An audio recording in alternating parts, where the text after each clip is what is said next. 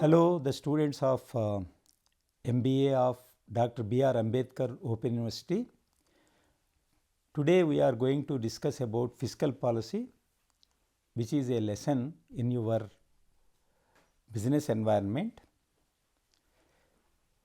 The way in which the government adjusts its revenue and expenditure levels is known as fiscal policy of the government. Revenues means both tax and non-tax revenues, and expenditure means both revenue expenditure and capital expenditure. This policy impacts the demand for goods and services, inflation, employment, economic growth, etc. Fiscal policy is the sister policy of monetary policy. Both fiscal and monetary policies are complementary to each other in managing inflation and growth. So, if monetary policy is going in one direction and fiscal policy is going on the other direction, it will be difficult to achieve price stability and economic growth. For example, if RBI is increasing the interest rates to contain inflation, government should not indulge in unnecessary spending and increase the supply of money in the economy, which may fuel price rise. So, both fiscal policy and monetary policy should act as complementary policies to achieve the objective of price stability and economic growth. How the fiscal policy works, let us understand. As discussed earlier, government taxation and spending are the primary tools used to conduct fiscal policy. For example, if the government lowers taxes, it can lead to an increase in the consumer spending and consumption and business investment. This stimulates the economy. Government spending on public works can also boost economic growth. Public works means, for example, construction of roads, construction of dams, airports, ports, etc., and creation of social infrastructure also helps in economic growth. For example, spending on health, spending on education, spending on sanitation, etc. If the government increases taxation to generate more revenues or reduce its spending, both revenue and capital spending, it can slow down the economic growth and reduce inflation. Let us now look into the definitions of fiscal policy. The policy under which the government uses the instrument of taxation, public spending and public borrowing to achieve various objectives of macroeconomic policy is known as fiscal policy. Another viewpoint on fiscal policy is use of spending and tax policies of the government to influence the economic conditions of the country, which include the collective demand for goods and services, employment increase, rate of inflation and growth of the economy. The third one is the changes in the levels of taxation and government spending which influence aggregate demand and the level of economic activity is known as fiscal policy. Thus, all the definitions of fiscal policy explain that the taxation and spending policies of government influence the fiscal policy. So, let us understand these four aspects. One is consumption, the second one is employment, third one is price level, fourth one is growth. These are the four important components of fiscal policy. First, let us understand the first one, employment. The objective of any country is to reach the level of full employment. Full employment means the situation where all the resources of the country are fully employed, including human resources. The most important objective of fiscal policy in a developing economy is to achieve full employment or at least to reduce unemployment or increase employment. Till it is achieved, the state of near full employment, the developing economies try to reduce unemployment, and definitely they try to avoid high rates of unemployment. For this, the government needs to spend a lot of money on social infrastructure and economic infrastructure. As I have already pointed out, social infrastructure includes spending on creation of infrastructure for health, education, sanitation, etc.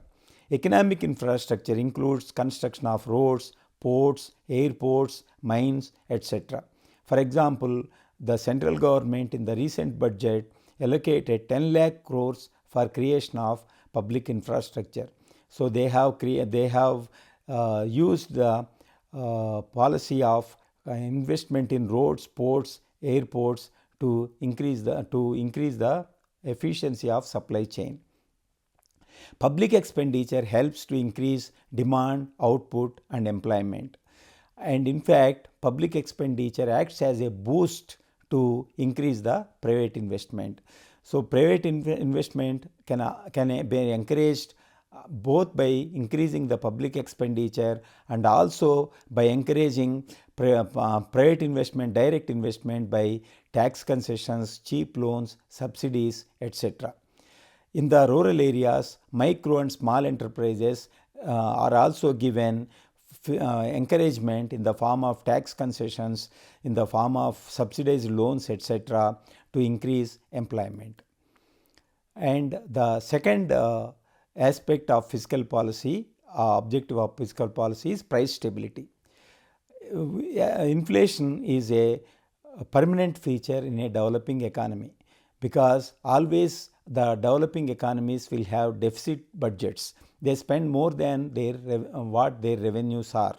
So due to this heavy public expenditure to create infrastructure, the supply of money in the economy is more, and that creates inflationary pressure. More public expenditure means more incomes to the people, more aggregate demand, and more in prices. And in most cases, aggregate demand of the economy exceeds aggregate supply, resulting in inflation. So both the fiscal policy is aimed at demand side management of the economy. That means to increase the demand or to contain the demand, the fiscal policy is used to the government. Supply side means increasing the supply of goods and services in the economy. That policy is different from fiscal policy. The rise in prices raises demand for more wages and further increase in prices. So that is the reason why fiscal policy has to take cognizance of the increase in price level and take appropriate steps to contain inflation. If the inflation situation is not effectively controlled, it may turn into hyperinflation. Inflation goes beyond a particular level, results in hyperinflation. So that is what is known as galloping inflation. Sometimes the inflation moves from one digit to the other digit, and which we have seen recently in Sri Lanka, Pakistan, and some other countries. Fortunately, in India, inflation has not reached the hyperinflation level, and we are able to contain the inflation, and we are able to keep the inflation under control both through fiscal and monetary policies. So fiscal policy should try to use concessions, subsidies, incentives, etc. to boost the production and take measures to contain unnecessary consumption depending upon the situation. Fiscal and monetary steps shall work together to achieve stable economic growth. The third important aspect of fiscal policy is economic growth. Fiscal policy helps in healthy production, consumption, and distribution, resulting in stable economic growth. And fourth objective of fiscal policy is optimum allocation of resources. Resources should be optimally allocated among various occupations and sectors of the economy. What is meant by optimum allocation? Let us see. Optimum allocation means the level at which a particular sector is efficiently functioning. To that extent, we have to go on investing in that particular sector. So there are three important sectors of the economy. One is agriculture sector, the second one is industry sector, and the third one is services sector. And government has to give priority to all these sectors, and particularly the agriculture sector requires a lot of push from the government, because most of the times the agriculture costs are higher than the prices which the farmers get. So for that, fiscal policy helps and helps the farmers to get remunerative prices and help in improving their conditions. Fiscal measures such as taxation, subsidies, concessions help in optimum allocation of resources. For example, prevention of unwanted imports, encouragement to priority sectors such as agriculture, which I already mentioned, and industries, particularly medium and micro, small and medium enterprises, through incentives help in optimum allocation of resources. The fifth objective of fiscal policy is equitable distribution of income and wealth. And one of the important problems the entire world is facing now is inequality in the distribution of wealth and income among various sections of the people. Wealth is getting concentrated in a few hands, and the top 1 or 2% of the people of the economy are receiving a large share of the income of the country. So, because this inequality in wealth and income will result in political and social discontentment, which may result in economic instability. That is the reason why fiscal policy instruments should be used for equitable distribution of income and wealth. For example, giving subsidies or direct cash benefit transfers, and giving remunerative prices, giving food subsidies, etc. All these measures result in justice to the poor people. Fiscal policy should help in bringing the gap between the incomes of the different sections of the society. For example, imposition of super rich tax, subsidized food grains, subsidized gas cylinders, direct income transfers, which I have already mentioned, are some of the measures taken under fiscal policy to reduce the income inequalities and wealth distribution. And economic stability is another objective of fiscal policy. Fiscal measures can promote economic stability to a large extent. When the country is facing short-run cyclical fluctuations such as inflation or recession, then particularly when these fluctuations are because of the situation in other countries and entire globe, the economic stability needs to be maintained. During such situations, when the economy is in recession, what the fiscal policy helps in moving the economy out of recession, and when the economy is facing inflation, the fiscal policy helps in containing price rise and taking back the economy to normal situation. Capital formation and growth also is another objective of fiscal policy. Fiscal policy can be used for promotion of capital formation by encouraging savings and creation of capital, because when the savings are more, the savings will be converted into investment, and that investment will result in creation of capital. The present problem of Indian economy, for example, is lack of capital creation, particularly capital formation, particularly in the private sector. So whatever the capital formation that is taking place, it is taking place mostly in the public sector and not in the private sector. Another important thing is savings rate is also coming down in India, which is not a good sign, and fiscal policy must help in increasing the savings and increase in investments and capital formation. Taxation, deficit spending and foreign borrowing, etc. help in capital formation. And encouraging investment is another objective of the fiscal policy.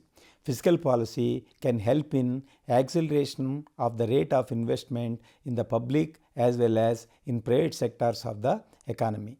Fiscal policy encourages investment in public sector, which in turn increases the volume of investment in private sector.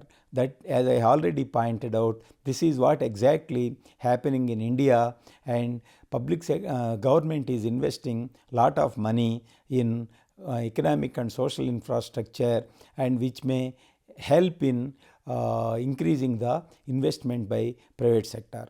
Building up of economic and social infrastructure, which I already explained, provide external economies to induce investment in industrial and agriculture sectors of the economy. For example, the investment of government in roads, ports, airports, etc. is helping in improving the supply chain efficiency of the country. This will result in lot of investments and reduction in cost of production and more exports from various sectors of the economy. This will also help the agriculturists in marketing their products and reducing their cost of marketing and other things. Thus, the objectives of fiscal policy are multiple. They are aimed at stabilizing economic growth at a higher level and ensuring equitable distribution of wealth to achieve inclusive growth. Now let us discuss about the types of fiscal policies. There are three types of fiscal policies. Two of them are very important. The first one is expansionary fiscal policy, which is used during economic downturn, and this involves decreasing taxes, increasing government expenditure, or doing both. Contractionary fiscal policy is used to fight inflation. It involves increasing taxes, decreasing government expenditure, or doing both. The third one, which is not usually adopted in developing economies, is neutral fiscal policy. When the tax revenue is equal to government spending, it is called neutral fiscal policy. As I already pointed out, this is very uncommon in developing economies where the budget is mostly deficit budget. And the major instruments of fiscal policy we also will discuss. The major instruments are budget, taxation and other sources of income. The third one is expenditure, and fourth one is public debt. First, let us discuss about the budget. But let us understand the meaning of budget.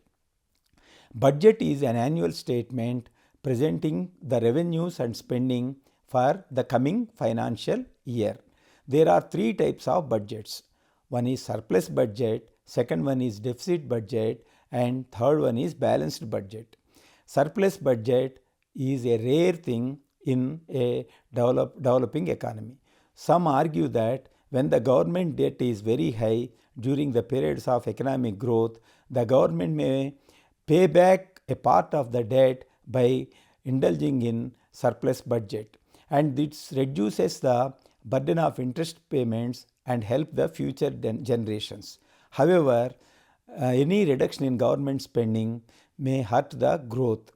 It decreases household incomes and increase their debt, and it reduces the interest rates and of course, and helps the government to build cushion to face future uncertainties, but it reduces investment.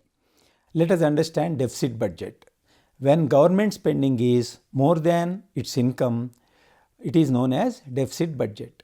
This deficit is financed through public borrowing or through selling assets, which is also known as disinvestment or asset monetization, or through creation of new money.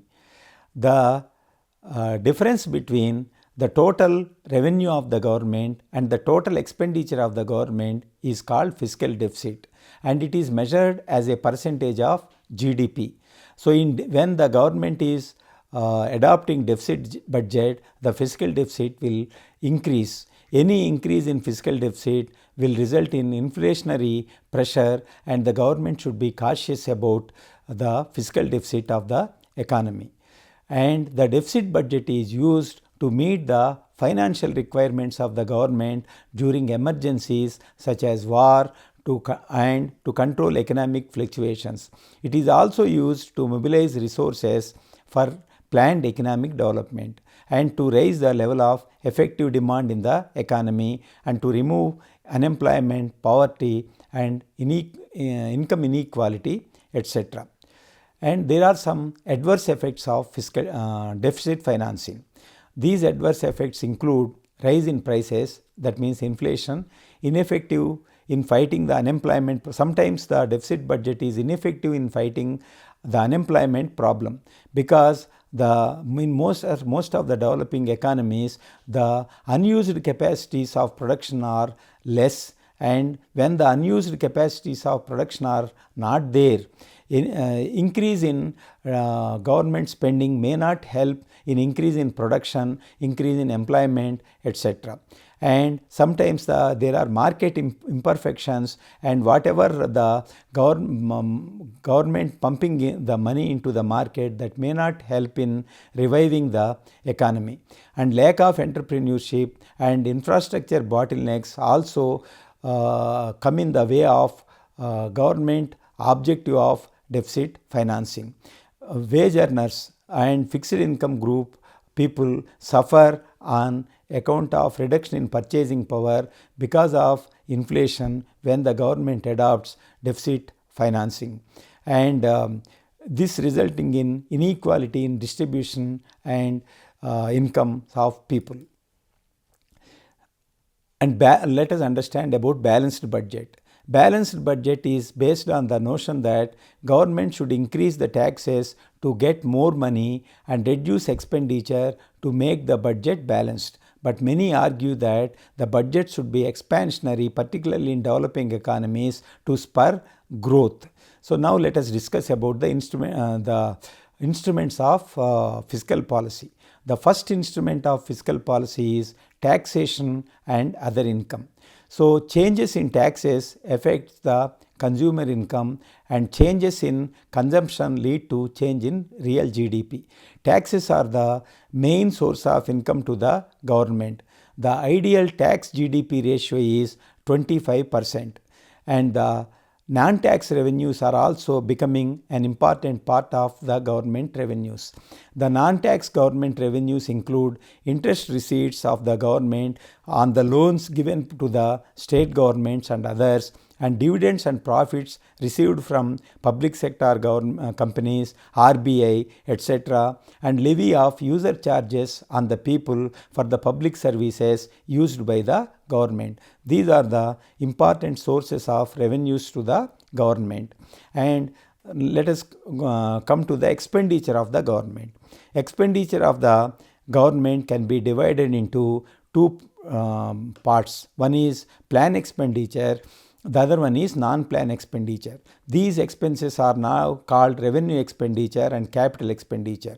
Revenue expenditure of the government includes salaries, subsidies, and interest payments on the loans which are already taken by the government. The capital or plan expenditure of the government pertains to the money spent on various projects by the government. The government always tries to reduce non-plan expenditure, but it is very difficult to reduce the non-plan expenditure because salaries cannot be reduced, subsidies cannot be reduced, and when the deficit financing is adopted, the loans government needs to borrow, and interest payments can also be not avoided. So what the government does is it is trying to target the subsidies. So targeted subsidies help in removing the loopholes, removing the leakages in the flow of money from government to the people, and Jan Dhan Yojana, Aadhaar linkage, etc. are helping in making the subsidies reach the targeted and in plugging the leakages in the subsidy payment to the targeted.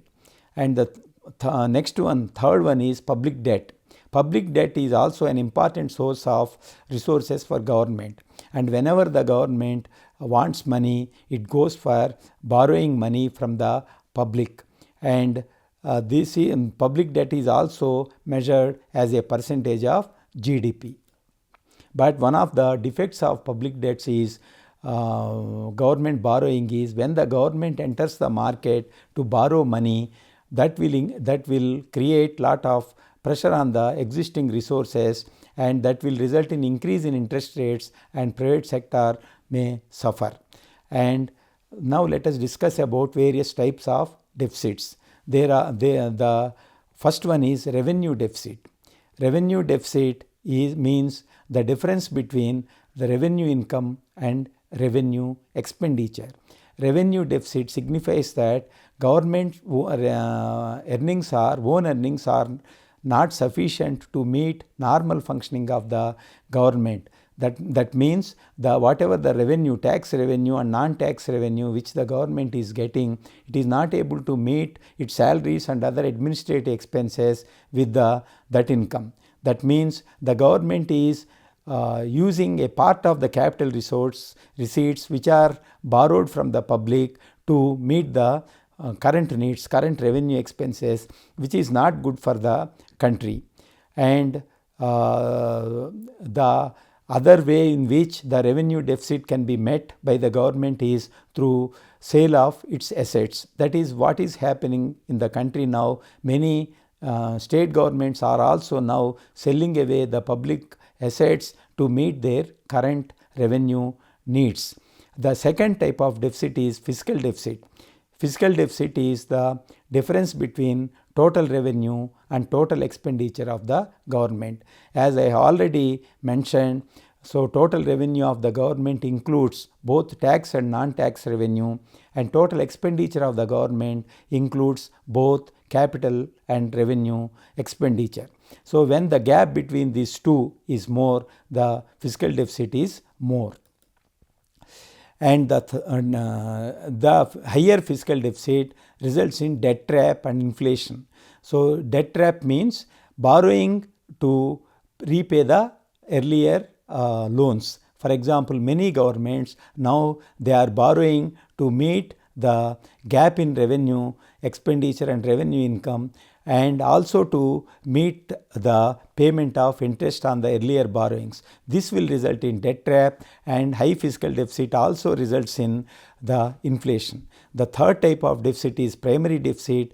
Fiscal deficit of the current year minus interest payments on previous borrowings is what is known as the primary deficit. It explains how much of the fiscal deficit is due to the current year expenditure and income, and interest payments pertain to the earlier commitments of the government, borrowings of the government. So now the government has passed FRBM Act in 2003 mainly to contain revenue deficit, and it is encouraging the state governments to go for revenue surplus, and the state governments which achieve revenue surplus are encouraged by the central government. Reduction in fiscal deficit is also another important objective of the FRBM Act passed by the Parliament in 2003. Thank you very much.